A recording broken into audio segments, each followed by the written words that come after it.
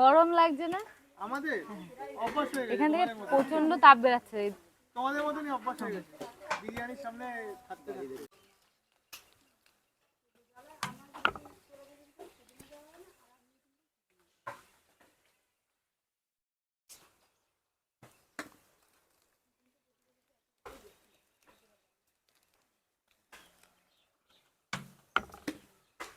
বন্ধুরা আমরা কিন্তু দুই বোনের দোকানে চলে এসেছি। দোকান বলা ভুল হবে, দুই বোনের কারখানায় চলে এসেছি, যেখানে কি তৈরি হচ্ছে বোন? ঝুরি ভাজা।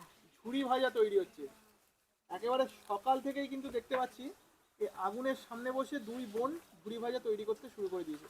আচ্ছা, এই যে আগুনের সামনে যে বসে ঝুরি ভাজা তৈরি করছো, কষ্ট হয় না? না না, কষ্ট হয় না? অভ্যেস হয়ে গেছে। কষ্ট অভ্যাস হয়ে হয়। গেছে। আচ্ছা বোন কি বলছে? কষ্ট তো হয়। আচ্ছা, শুরুটা করা কবে থেকে? ছোট্ট করে যদি একটু বন্ধুদের সঙ্গে শেয়ার করো। ক্লাস 9 থেকে